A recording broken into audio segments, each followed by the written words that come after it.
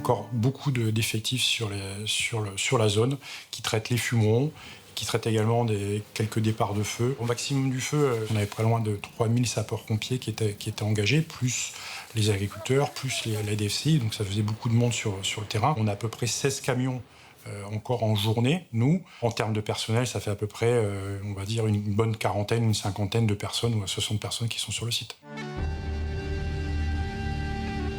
À un moment donné, on a été amené à faire un largage de sécurité sur un de nos engins.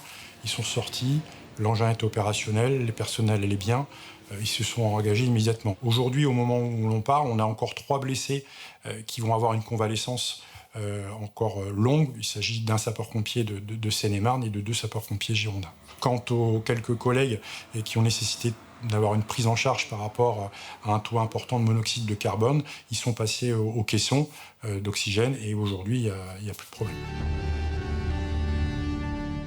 On a fait des mesures. La puissance dégagée par ce pyrocumulonimbus était de 15 MW par mètre.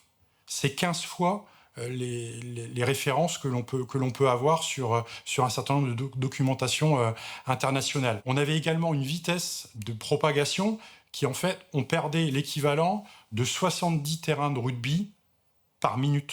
Un pyrocumulonimbus, c'est comme lorsque vous êtes dans un couloir d'avalanche. C'est-à-dire, vous ne pouvez pas l'arrêter. Enfin, c'était vraiment un phénomène d'une violence sur lequel la meilleure des approches, c'est de mettre toutes les chances de notre côté pour plus que ça se reproduise. Sur certains feux, on a besoin d'avoir une force encore plus forte par une attaque aéroterrestre combinée. Et il y a peut-être un champ du possible qu'on n'a pas exploré, en tout cas qui n'est pas encore aujourd'hui présent en France, avec les drones. Quand on voit l'utilisation des drones maintenant sur des théâtres d'opérations militaires, il y a des capacités d'emport aujourd'hui qui sont importantes, et pourquoi pas imaginer des capacités de projection d'eau et de renvoi d'images pour pouvoir à la fois avoir les premières secondes une possibilité d'extinction par les airs, mais en parallèle également envoyer des images qui vont permettre de prendre les décisions complémentaires. Au moment où le massif des Landes de Gascogne a été planté, il y avait des pare-feux du côté est d'un certain nombre de villages. Pourquoi ? Parce que c'était le vent du feu.